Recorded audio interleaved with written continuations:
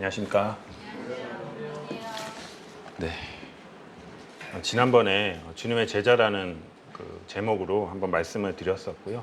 이번에는 두 번째 시간, 이어지는 두 번째 시간이 되겠습니다. 지난 시간에 우리 주님께서는 모든 족속으로 제자 삼으라고 명령하신 것을 하셨고, 그 시대에 제자라는 것은 어떠한 의미를 지니고 있는지, 그 다음에 현재를 살고 있는 우리에게 어떠한 의미가 있는지를 살펴봤습니다. 이번 시간에는요, 이제 주님이 승천하고 이 땅에 없게 되셨잖아요. 육신의 형태로는.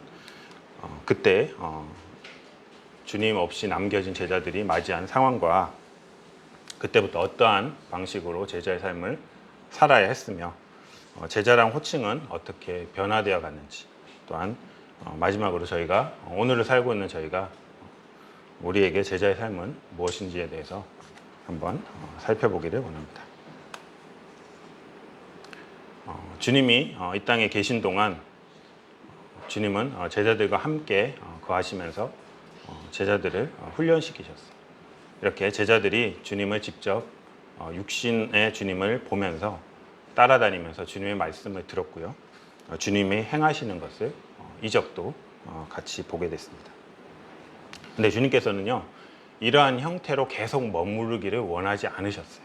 그리고 오히려 주님께서 제자들에게 자신이 떠나야만 제자들에게 유익이 된다라고 말씀을 하시게 됩니다. 요한복음 16장 7절에 보시면 내가 떠나가는 것이 너에게 유익이라고 말씀하셨죠. 그리고 떠나가지 않으면 보혜사가 보내지지 않는다. 보혜사를 내가 떠나고 나서 내가 보혜사 성령님을 너에게 보내겠다라고 하게 됩니다. 주님이 승천하시자 이제는 주님이 이 땅에 제자들과 함께 육신의 형태로 거하지 않고 그런 형태와 다른 새로운 국면으로 접어들게 되었습니다. 주님 물리적으로 제자들과 함께 하시지 않게 됐어요. 하지만 주님을 믿은 자들에게 보혜사 성령님을 보내주셔서 성령님으로 제자들과 함께하는 형태를 취하시게 된 거예요. 그래서 그렇게 해서 이들의 모임, 주님을 믿어서 성령님이 함께 거하시는 그 사람들의 모임을 교회라고 하게 됐는데, 주님의 몸된 교회가 탄생하게 된 거예요. 어떻게 보면 새로운 시대가 열린 거예요. 이제는 누구든지 주님을 믿어서 성령님을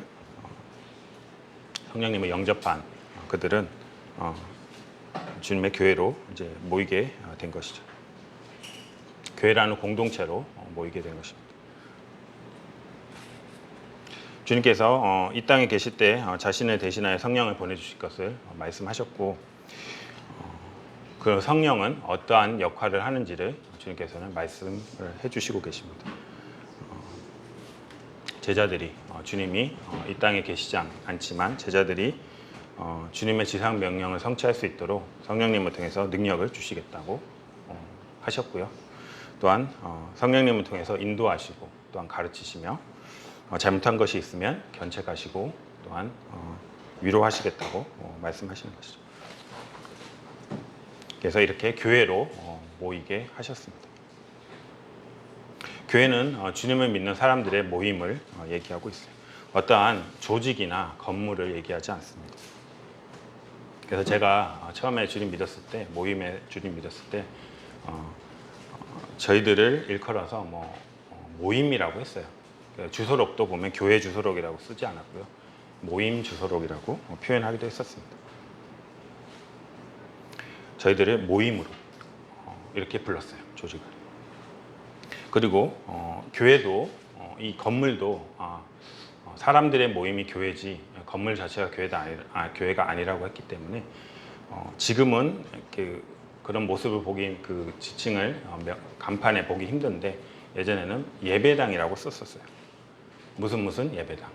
지금 저희 의왕교회였잖아요. 예전에는 의왕 예배당, 이런 식으로 예배를 드리는 장소다. 교회는 사람들의 모임이다라고 분별해서 구분해서 일컫기도 했었습니다. 어쨌든 주님께서는요, 주님을 믿는 제자들을 교회로 이런 형태로 모으셨어요. 이 땅에 제자들과 함께 거하지 않았지만 성령님을 통해서 증인의 삶을 살게 했고요. 주님을 예배하고 주님을 전하는 그런 것을 미션으로 주시게 됩니다. 어떻게 보면 주님께서 이 땅에 육신의 형태로 거하시고 어떤 제자, 스승과 제자 형태보다 오히려 더 긴밀한 관계가 되게 됐어요. 왜냐하면 저희가 주님을 믿으면 하나님의 자녀로 태어나게 되잖아요. 그러면 주님과 저희는 부자지간이 되는 거죠. 아들과 아버지의 관계, 그리고 각각의 그 제자들과의 관계에서 아버지와 아들의 관계, 아들들의 관계, 즉 형제의 관계가 되게 된 것입니다. 그래서 제자들과 같이 스승을 섬기는 제자라는 관계보다는 좀 더 긴밀한 한몸 형제 자매가 되게 된 것이에요. 히브리서 2장 11절에 보면 거룩하다 하시는 이와 거룩함을 입은 자들이 다 한 근원에서 난지라 그러므로 형제라고 부르시길 부끄러워하지 않았다고 주님께서는 말씀하고 계십니다. 자, 이제 주님께서 제자들에게 명령하시고 떠나셨어요. 그리고 정말 오순절 때 주님이 약속하신 그 성령님이 제자들 가운데, 믿는 제자들 가운데 임하게 됐어요. 그리고 교회가 탄생하게 됐습니다. 그러면 주님이 떠나고 남겨진 제자들 교회 공동체에서는 과연 무엇을 하고 있었을까요? 무엇을 하였을까요? 우리가 초대교회, 사도행전의 초대교회 그 모습들을 보면 저희가 알 수 있는데요. 주님의 제자들은 교회로 모여서 함께 사도들의 가르침대로 행했습니다. 주님께서 12제자를 훈련시키셨어요. 그리고 또 그 외의 제자들도 직접 이 땅에 오셔서 훈련시키셨어요. 그 이유가 어떻게 보면 주님이 떠나시고 나서 교회로 모이게 된 그 성도들, 그 제자들을 가르치기 위해서 그들을 하드 트레이닝 시키셨어요. 그래서 그들을 사도라고 부르고 초대교회 성도들의 교육을 맡기시게 됩니다. 주님께서는 떠나시기 전에, 하늘로 올라가시기 전에 제자들에게 이렇게 얘기했죠. 내가 너에게 분부한 모든 것을 가르쳐 지키게 하라라고 하였습니다. 자, 사도의 가르침이 바로 주님의 가르침이죠. 주님의 가르침대로 그냥 듣고 끝이 아니라 지켜 행하는 것을 얘기하고 있습니다. 가르쳐 지키게, 그들이 가르침 받은 대로 행하고 지키게 하라라고 말씀하신 거죠. 그래서 그들은 사도들의 가르침, 주님의 가르침대로 그것을 배우고 또한 그대로 행했다는 것입니다. 일상에서 주님의 교훈대로 살아가게 된 것이죠. 또 그들은 무엇을 했을까요? 교제했습니다. 교제. 코이노니아라는 헬라어를 쓰고 있어요.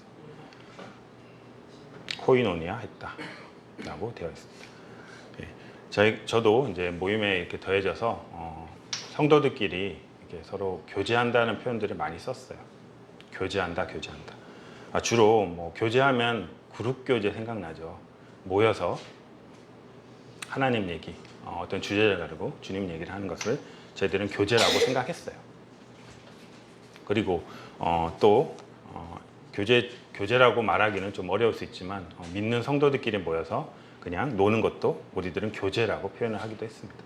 근데 교제의 원래 뜻은 그런 친목을 다지는 그런 의미보다는요, 좀 더 깊은 의미가 있습니다. 교제는요, 참여하다라는 의미를 가지고 있어요. 자, 구제연금에 참여하다라고 바울사도는 서신에 쓰고 있습니다. 이방 교회가 좀 부유했고 이스라엘 교회는 과부들도 많았고 되게 부족하고 가난했어요.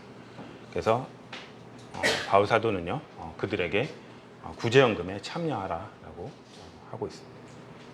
그리고 서신을 통해서 주님의 고난에 함께 참여하자라고 했었고요. 저희들이 방금 전 뗐던 예배 시간에 뗐던 떡과 잔을 참여한다라는 표현을 쓰고 있습니다. 말씀 교제에 참여했다. 주님과 교제에 참여했고 사역에 참여하는 것.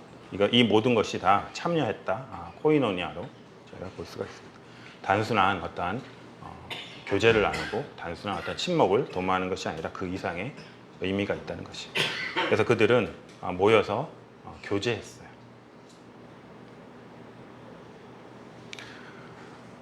그래서 빌립보서 1장 5절에 보면 이런 표현들이 잘 되어 있는데요. 개역 한글 버전에는 복음에서 너희가 교제함을 인함이라고 되어 있거든요. 그래서 전 처음에 아주 예전에 청년 때 복음으로 교제한다라고 했을 때 착각했어요. 모여서 주님 얘기하고 복음 얘기하고 그렇게 모여서 얘기하는구나 라고 생각을 했어요. 근데 개역 개정판에 보면 이것을 좀 더 해석을 해놨습니다. 개역 개정판 빌립보서 1장 5절에는 복음을 위한 일에 참여하고 있다라고 하면서 바울 사도는 칭찬을 하고 있는 거예요. 그래서 이들은 사도의 가르친 대로 행했고 교제를 하였다는 것이에요. 그 다음에 또 무엇을 했었을까요? 함께 모여서 떡을 뗐습니다. 저희도 만찬 예배에 참여했어요. 말씀 듣기 전에 하고 했었죠. 이 만찬 예배는 처음에 제가 몰랐을 때는 일반 교파교회와 우리 교회를 나누는 어떠한 차별화된 어떤 행사다라고 생각을 했습니다. 물론 맞을 수도 있지만 그거보다는요 어떤 우리 모임에서 만들어낸 성경적인 행사가 아니고 주님의 명령이라는 것이 사람의 제도나 인간적인 생각으로 탄생한 것이 아니고 주님의 명령에 순종해서 함께 모여서 떡을 뗐다는 거예요. 그들이 함께 모여서 떡을 떼면서 무슨 생각을 했을까요? 그냥 떡을 떼라고 했으니까 종교적인 행사로 어떠한 의례로 의식으로 했을까요? 떡을 떼면서 그들은 주님이 날 위해 죽으셨다는 대속의 죽음을 기억하고 또한 주님께서 이제 다시 오신다고 했기 때문에 다시 오실 거야 라는 주님의 다시 오심에 대한 소망을 했다는 것입니다. 단순하게 어떤 종교적인 의식으로 치루어진 것이 아니라는 것이죠. 그리고 그들은 또 모여서 함께 모여서 기도했어요. 기도에 힘을 썼습니다. 함께 모여서 기도했습니다. 기도하면 저도 기도 이제 제목이 있고 아침에 나서 큐티하면서 기도를 하는데 가장 먼저 대부분 나오는 기도가 가족을 위한 기도인 것 같아요. 제 개인적인 기도나. 근데 바울 사도도 그랬었고 성경에서 얘기하는 바는 나 자신을 위해서 먼저 기도하기보다는 교회와 내 이웃과 사회를 위해서 폭넓은 관심을 가지고 기도하라고 말씀하고 있습니다. 사실 기도를 하기 위해서는 중보 기도를 하기 위해서는 상대편에 대한 그런 소식을 들어야 되잖아요. 그러기 위해서는 상대편에 대해서 그 대상에 대해서 관심을 가질 수밖에 없고 그를 위해서 계속 관심과 기도를 할 수 있게 되죠. 그리고 그런 기도를 통해서 또 그런 기도를 하면서 그 뒤에 되어지는 결과들을 저희가 볼 수 있잖아요. 그것을 통해서 결과를 통해서 주님의 일하심도 볼 수 있게 되는 것입니다. 그래서 저희가 기도를 할 때는 저희들만, 저희 가족들만 위해서 기도하기보다는 내 이웃과 사회와 국가 지도자 등들을 위해서 관심을 가지고 기도하는 것이 참 필요하다고 이렇게 생각이 듭니다. 그래서 주님을 우리 모두가 믿는 우리 모두는 주님의 제자라는 사실은 변함이 없어요. 그리고 주님께서는 이렇게 하지만 주님이 없는 이 땅에서 주님은 주님을 믿는 자들을 이렇게 교회로 모으시게 돼요. 그리고 각자 성령 안에서 역할을 주시게 됩니다. 그 중에서 일꾼들도 있어요. 저희가 아는 대표적인 일꾼은 바울, 디모데, 디도 이렇게 아볼로라든지 이런 일꾼들을 저희가 알 수가 있습니다. 교회는 주님의 그 교회 그 각자 구성원 안에 성령님이 계시고 성령님이 인도하시지만 그렇다고 해서 인간적인 어떠한 그 지도자나 일꾼이 필요 없다고 말하지 않습니다. 교회를 운영하는 데 있어서 지도자나 일꾼은 필요하다라고 하고 있습니다. 장로와 집사는 교회를 인도하고 또한 섬기는 대표적인 일꾼으로 성경에서도 소개를 하고 있습니다. 근데 이들은요 교회를 장로든 집사든 교회를 섬기면서 그들은 자신의 교회라는 개념으로 생각으로 섬기지 않았어요. 주님이 핏값으로 사신 교회, 주님의 교회라는 생각으로 섬겼습니다. 그 자신을 따르는 무리들을 자신의 제자로, 자신을 따르는 제자로 삼지 않고 주님을 따르는 제자로 이렇게 양육하려고 했던 것이에요. 사실은 지도자지만 큰 대형 교회 같은 데 보면 거의 뭐 목사가, 담임 목사가 거의 하나님 수준이잖아요. 그죠? 한 말에 그냥 껍벅 죽는데 그런 것이 아니라 정말 주님께 하나님의 주님이 핏값으로 산 어린 양에 위탁받아서 섬기고 있고 대신 위탁받아서 목양하는 그런 개념으로 했다는 것이죠. 그리고 반대로 그 성도들도, 일꾼이 아닌 그런 성도들도 위임된 권위에 따름으로써 이렇게 교회에 주님께서 질서와 그런 것들을 허락해 주신 것을 이제 보게 됩니다.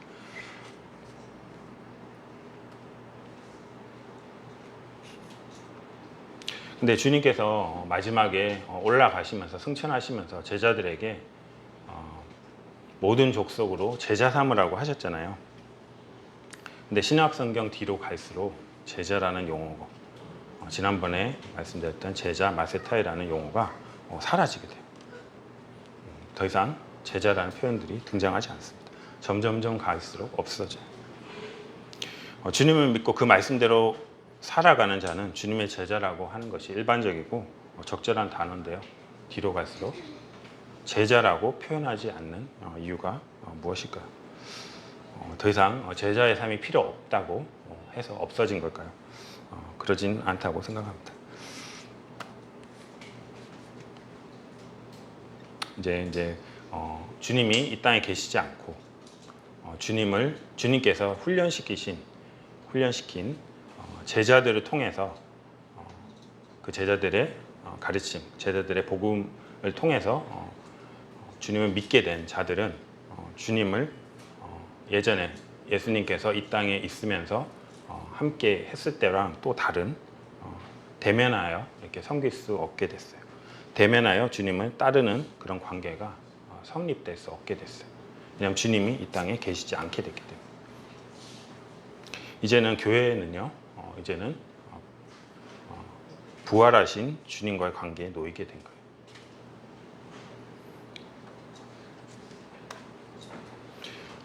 육신으로 계신 주님을 따르는 제자라는 표현보다는요, 성령 안에서 믿는 자 안에 성령님이 거하듯이 믿음으로 주님을 따르는 형태에 맞는 표현으로 호칭이 바뀌게 된 거예요. 더 이상 주님의 제자라는 삶을 살 필요가 없어졌다는 의미가 아니고요. 그 시대에 맞게 그 상황에 맞는 단어가 채택이 된 거예요.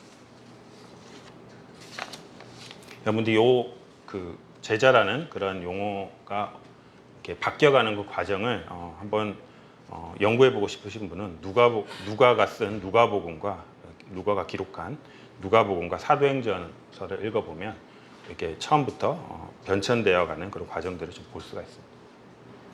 그리고 바울의 서신서에는요, 제자라는 표현이 등장하지 않습니다. 그래서 이런 배경들을 잘 모르시는 분들은 또 착각할 수도 있을 것 같아요. 제자라는 그러한 용어가 쓰이지 않다 보니까 어떤 제자의 삶에 대해서 좀 깊게 생각하지 못하고 그런 삶에 대해서 추가하지 않는 그런 분들도 있을 수 있다고 생각을 합니다. 이런 것들을 살펴보면 좋으실 것 같아요. 주님께서는 제자들에게 얘기했습니다. 주님을 보지 않고 믿는 시기가 올 것이라고 했어요. 그리고 그런 자들이 오히려 더 복되다고 하고 있습니다. 주님의 제자들은 복음을 듣고 주님의 제자들에게, 주님께 직접 듣지 않고 주님의 제자들에게 듣고 믿게 된 자들은요, 사도의 가르침대로 살아가게 됐습니다. 그 사도의 가르침은 주님의 가르침이라고 앞서 말씀드렸습니다. 각자의 삶 속에서 사도의 가르침대로, 주님의 교훈대로 살아가게 됐죠. 주님이 눈앞에 없고 주님께서 직접 말씀해 주지 않지만 그래도 그들이 주님을 믿고 따르는 데는 문제가 없었어요. 왜냐하면 주님께서 이미 이 땅에 계실 때 그 본을 남기셨고 그 자취를 남기셨기 때문에. 주님을 직접 눈으로 보지 못하고 귀로 듣지 못했지만 성경을 통해서 주님이 어떻게 행하신지를 저희는 알 수 있게 됐습니다. 이제 우리는 비록 주님과 육신적으로 함께 거하면서 주님을 보고 따르는 그런 관계가 될 수는 없었지만 주님의 말씀대로 그 자치대로 성령 안에서 인도함을 받는 그런 관계가 되게 된 거예요. 베드로전서 2장 21절에 보면 이를 위하여 너희가 부르심을 받았으니 그리스도도 너희를 위하여 고난을 받으사 너희에게 본을 끼쳐 그 자치를 따라오게 하려 하셨느니라 라고 하고 있습니다. 그렇다면 또 이런 생각이 들 수 있잖아요. 주님을 눈으로 보지 못하고 믿었으면 제대로 못 믿는 거 아니야? 라는 그런 생각을 할 수도 있잖아요. 근데 바울사도를 통해서 그렇지 않다. 꼭 바울사도만이 아니고 그 후에 믿음의 선진들을 봤을 때 그렇지 않다는 것을 알 수 있습니다. 이들에게 비결은 무엇일까요? 이들이 특별하게 뭔가 태어났기 때문일까요? 그건 아니고 바울은 주님을 본받아 그 자치를 따르는 믿음의 사람이었다고 생각을 합니다. 바울이 데살로니가 성도들을 칭찬하면서 또 이렇게 얘기하고 있죠. 우리와 주를 본받은 자가 되었다. 즉 데살로니가 성도들과 올바로 행했던 것은 주를 본받는 자가 되었다라는 것을 이를 통해서 알 수 있습니다. 그렇기 때문에 우리는 모든 상황 가운데서 이렇게 생각을 해봐야 될 것 같아요. 항상 어떤 상황 가운데 우리 주님이면 어떻게 하셨을까? 여러 상황들을 만나잖아요. 특히 뭐 직장 다니시는 분들은 뭐 학생 때와는 또 다른 또 새로운 또 결혼하셔서 자녀를 낳으신 분들은 정말 많은 그러한 일들을 겪는데 그럴 때마다 예수님이시라면 어떻게 했을까? 우리 주님이시라면 어떻게 하셨을까라는 것을 한번 살펴보고 생각해 볼 필요가 있을 것 같습니다. 그냥 이미 주님께서는 본을 보이시고 자치를 남기셨기 때문에 주님께서는 그 자치를 따라오고 내가 보인 본대로 그 자치를 따라오라고 하시고 계신 것입니다.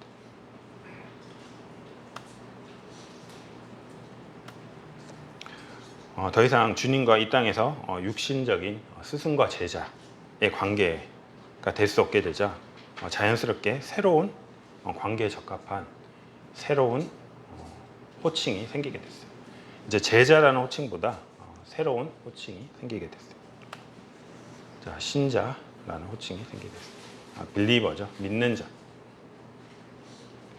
저희가 주님을 개인적으로 믿는 개인을 가리키는 일반적인 표현으로 신자라고 표현을 합니다.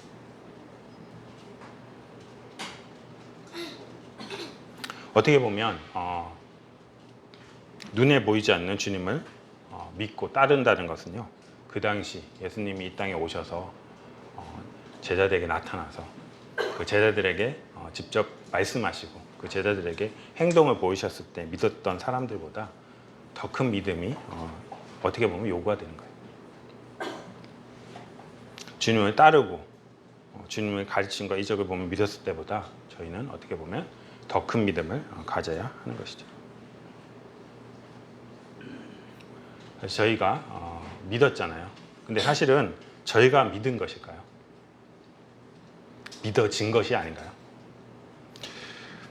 참 이것도 참 기적이라고 생각합니다. 저도 주님 믿지 않는 가정에 태어났어요. 근데 주님이 믿어졌어요. 여러 계기와 그런 것들이 있었습니다. 일들이 있었습니다. 근데 이렇게 주님을 믿기 전과 믿은 후가 무슨 부모님을 따라서 뭐 모태신앙이 아닌 이상은 분명히 그 변곡점이 있을 거예요. 그때를 생각했을 때 그 예전에 생각하고 지금은 돌아봤을 때 와, 내가 주님 믿은 것 이것도 참 기적이다라고 생각을 합니다. 자, 우리는 복음의 지식을 믿는 그런 신자가 아닙니다. 우리는 무엇을 믿는 사람일까요? 자, 눈에 보이지 않는 부활하신 살아계신 주님을 믿는 믿음을 가진 자라는 것입니다. 또 무엇으로 불릴까요? 자, 형제 자매로 불리고 있습니다. 형제 자매. 사복음서에도 형제 자매 나오는데요. 이 헬라어 형제 자매가 친형제 친자매를 뜻하는 용어와 동일한 단어라고 해요. 성경에서 사복음서에서 친형제 자매 하면 누가 떠오르죠? 자, 베드로의 형제 안드레가 떠오르는 거죠. 요한의 형제 야고보가 있습니다. 그리고 마리아와 마르다의 오빠인 나사로가 떠오릅니다. 그리고 주님의 형제들도 있습니다. 근데요, 여기에 쓰였던 형제가 바울 사도가 교회 성도들에게 표현했던 형제 자매라고 동일한 단어라고 해요. 예수님께서는 마태복음에서 이렇게 말씀하셨어요. 누구든지 하늘에 계신 내 아버지의 뜻대로 하는 자가 내 형제고 자매고 어머니다라고 하셨습니다. 이때 상황이 주님께서 막 이렇게 말씀 전하고 있는데 가족들이 찾아왔어요. 근데 예수님께서 가족이 왔으니까 잠깐 말씀 멈추고 어머니 어떻게 오셨어요? 라고 하지 않고 가족들이 너 찾아왔어 라고 한 사람에게 이 말씀을 한 거예요. 어떻게 보면 하나님 아버지의 뜻대로 하는 자가 내 형제요 내 자매라고 이제 표현한 것은 하나님의 영적인 가족이 혈육의 가족보다 더 우위에 놓으신 것이 아닌가 이런 생각도 이제 하게 됩니다. 근데 우리가 생각해 봐야 될 것은 이런 것이 어떤 비유적으로만 여긴 것이 아니고요. 실제로 요한복음에 보면 영접하는 자 곧 그 이름을 믿는 자들에게는 하나님의 자녀가 되는 권세를 주셨다라고 했어요. 실제로 하나님을 믿은 자들은요 다 하나님의 자녀들인 거예요. 자녀간은 다 형제 자매죠. 실제로 그렇다는 것입니다. 하나님 아버지의 부자의 관계가 되는 거죠. 그리고 주님과 형제가 되고 주님을 믿는 신자들과는 형제 자매가 되는 것입니다.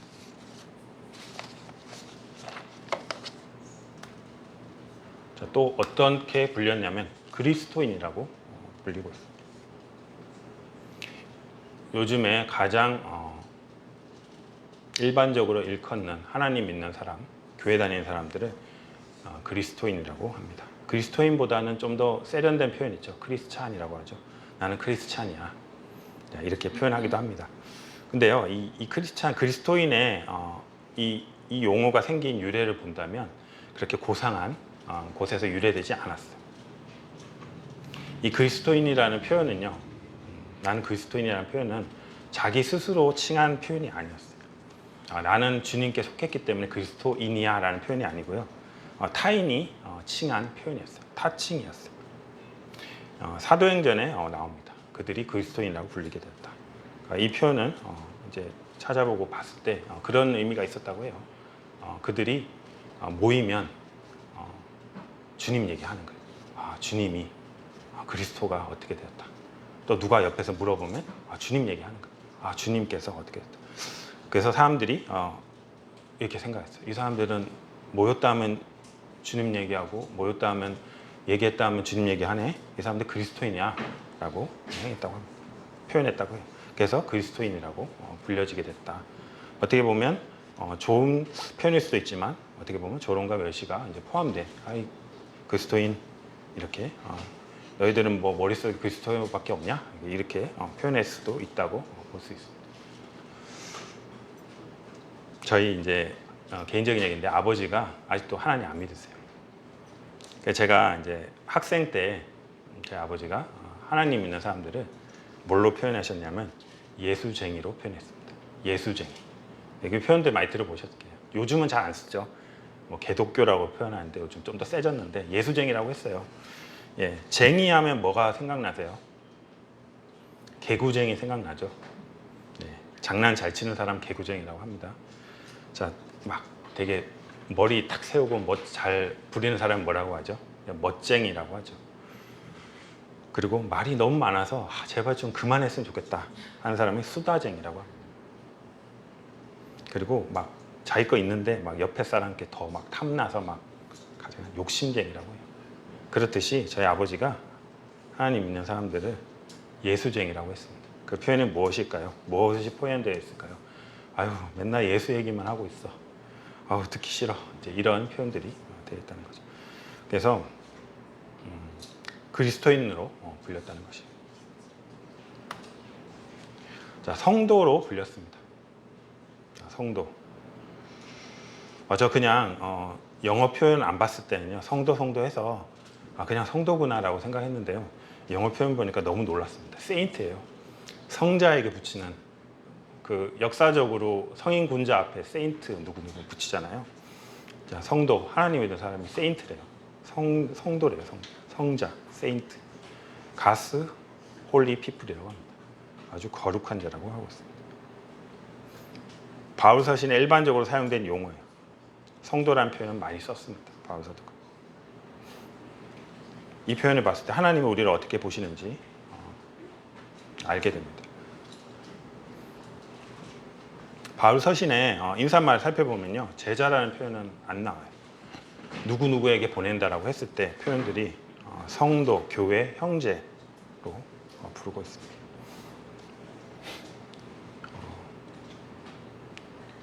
성도라는 표현을 봤을 때 또 놀라운 것은 고린도 그 교회에, 그 문제가 많았던 고린도 교회에, 육신적인 문제로 가셨던 교인도 성도에게 보낸 서신에서도요, 성도라고 표현을 하고 있는 것을 보게 됩니다. 근데 저희가 착각하면 안 돼요. 저도 착각했어요. 저희가 잘나서 뭔가 뛰어나서 남들보다, 하나님 안 믿는 사람보다 조금 낫기 때문에 우리가 성도라고 불려진다라고 착각하고 있을 때가 있었어요. 근데 사실은 그게 아니고요. 오직 하나님의 은혜라는 것이, 나의 어떠한과 전혀 관계가 없었다는 거예요. 근데 거룩은 내 자신이 깨끗하다, 뭐 이런 의미, 죄 없다는 의미도 있지만 또 다르게 의미를 생각해 볼 수 있는 게 바로 구별되었다라는 의미도 가지고 있습니다.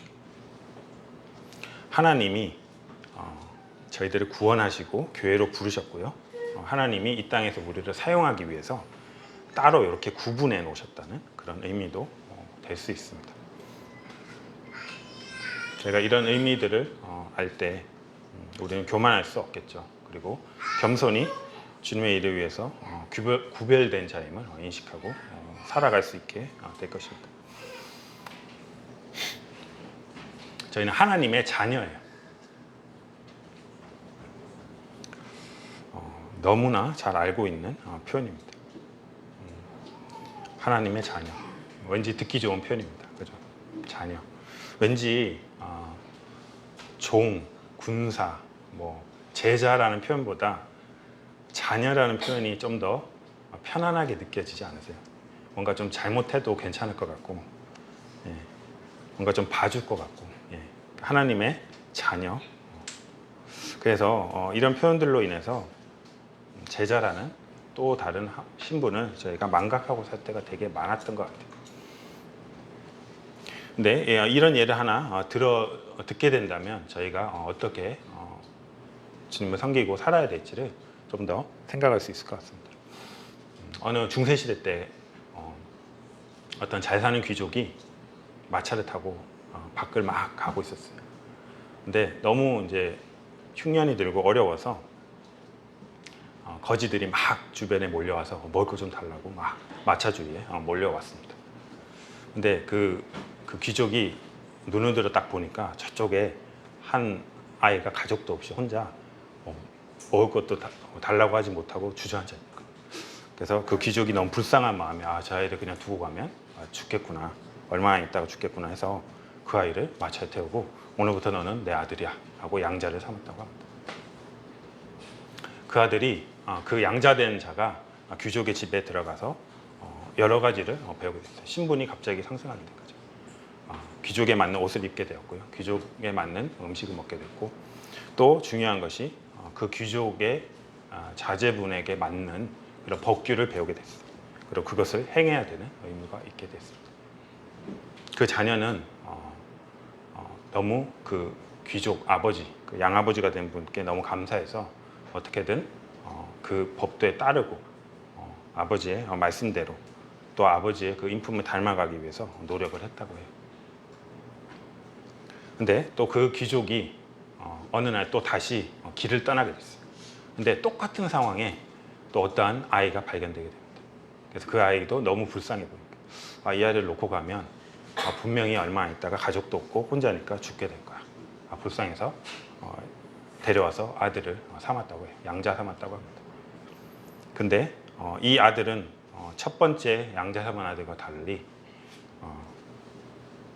아버지의 그런 말씀도 듣지 않고 마치 자기가 처음부터 존귀한 사람이 됐냐 행동하고 그때 귀족의 법규를 제대로 배우려고 알려고도 하지 않고 따르지도 않고 하인들을 때리고 부당하게 대우하고 방탕한 생활을 했다고 합니다. 똑같은 자녀이지만 그 양자 삼았던 그 귀족 아버지가 봤을 때 어느 자녀가 그분을 기쁘게 하는 자녀가 됐을까요? 저희는 답을 말하지 않아도 첫째 양아들이 그 귀족에게 기쁨이 되고 한다는 그런 자녀가 된다는 것을 저희는 알 수 있게 되는 것입니다. 저희가 이런 예를 생각해 볼 때 저희가 하나님의 자녀라는 것은 어떻게 받아들이고 행해야 될지를 저희가 잘 생각했으면 좋겠습니다. 자, 이제 현재를 살고 있는 우리에게 요구되어진 제자의 삶은 무엇일까요? 자, 이거 정리하고 마치기를 원합니다. 자, 우리 말씀 안에 거해야 돼요. 주님의 말씀이 우리 모든 삶의 영역에 영향을 주도록 해야 돼요. 어떤 단순히 말씀을 많이 알고 지식적으로 연구하는 것을만 중요한 것이 아닙니다. 하나님의 말씀을 깨달았다면 그거대로 그 안에서 행하는 것이 중요합니다. 제자라면 우리가 주님의 제자라면 세상의 어떤 가치보다는 주님의 말씀에 더 가치를 두고 더 귀를 기울여야 된다는 거예요. 그리고 주님을 따라야 합니다.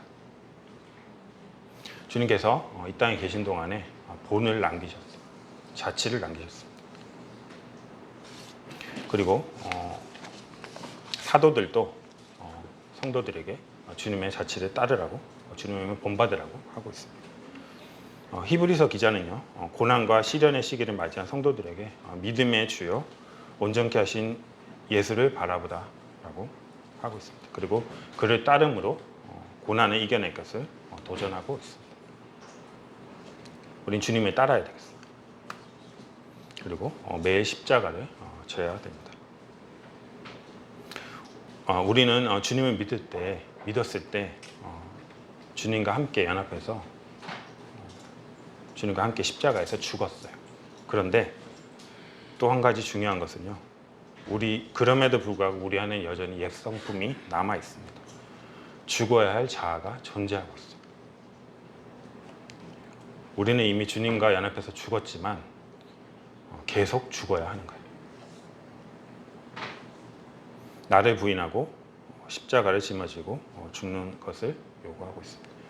이것이 단번에 한 번만 하는 것이 아니고요, 매일 각자의 십자가를 지라고 주님이 얘기하고 있습니다. 각자의 십자가인 것 같아요. 모두 다 동일한 어떠한 표준을 제시하지 않은 것 같습니다. 각자 영역에서 자신이 감당해야 되고 짊어져야 될 십자가가 있다고 생각합니다. 각자 주님을 생각하시면서 각자가 짊어져야 될, 죽여야 될 자아가 있다면 그런 것들을 한번 돌아보면 참 좋을 것 같습니다. 세상의 빛이 되어야 되겠습니다.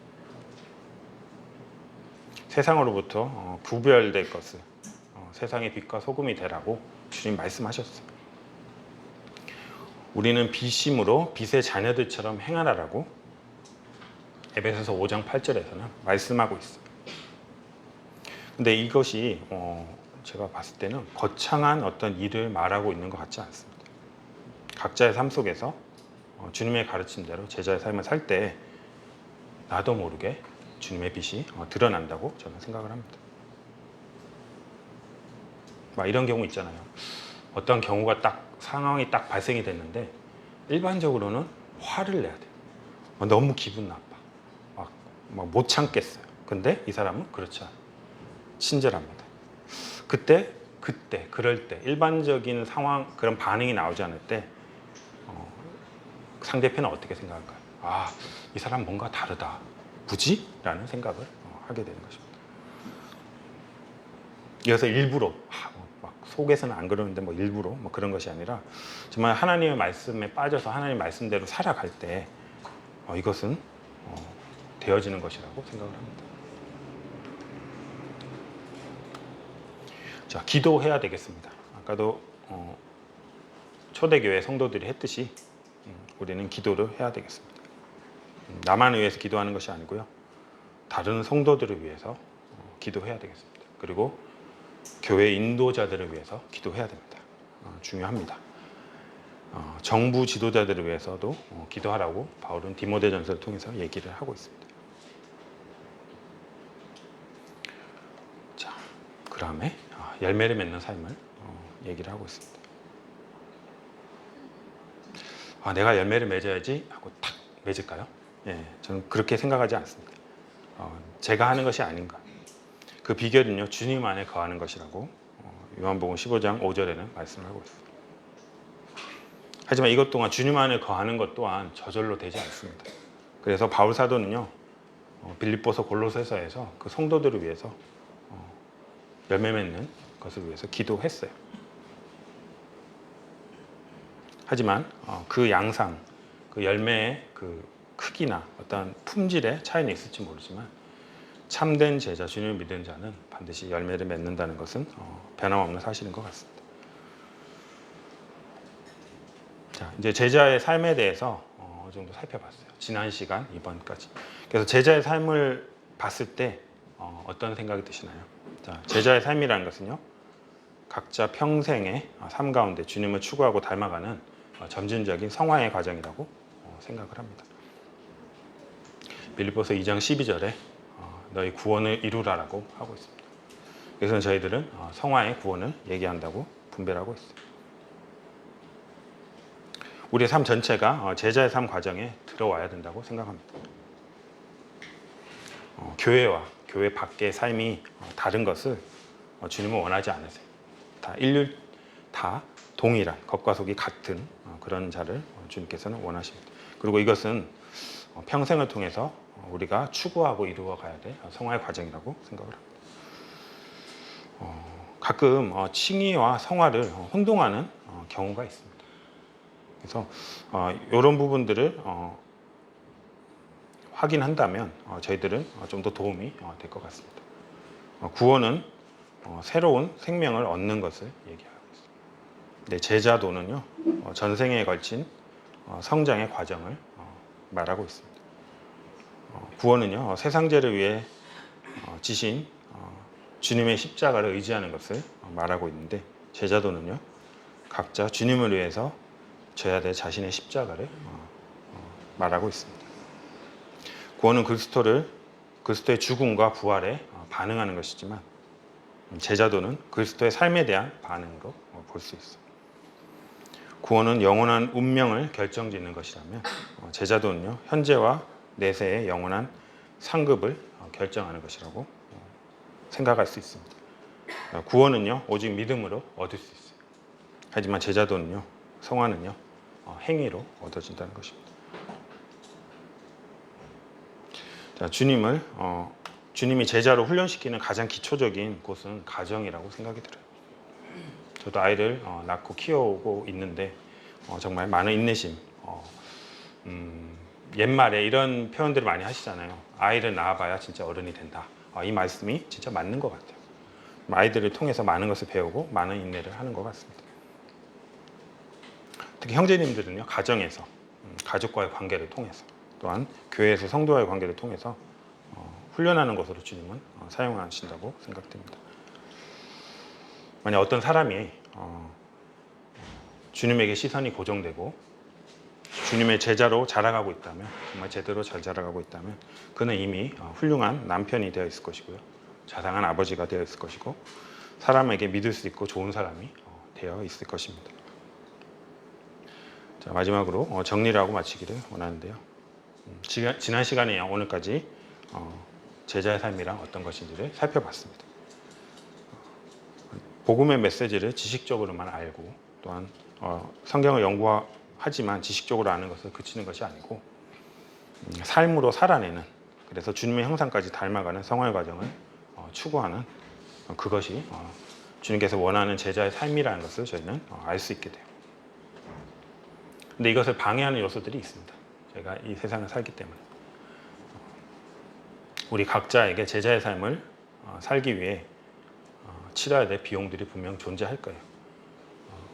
뭐 부하고자 하는 것, 주님보다 가족을 더 사랑하는 것, 사회적인 성공의 욕망 이런 것이 아니더라도 제자의 삶을 방해하는 그런 것들이 있을 것입니다. 각자 살펴보시고 각자 돌아보시기를 바랍니다. 변함없는 사실은 주님은 오시고요. 곧 오실 것이고요. 오시면 각자에게 제자의 삶을 얼마나 충성되게 살았는지를 각자 심판하시게 될 것입니다. 저희는 그것을 그리스도의 심판대라고 하고 있습니다. 자신이 주님의 제자라고 말하는 것과 그 선언대로, 그 말한 대로 사는 것은 다른 문제. 그렇게 선언하고 그렇게 살지 않을 수도 있다는 것입니다. 빛과 소금이 되고 좁은 길로 걸어가며 서로 사랑하고 이 세상의 하늘 소망 가운데 진정한 주님의 제자다운 제자의 삶을 사는 의향교회 성도님들이 되기를 바랍니다. 예, 이상 마치겠습니다.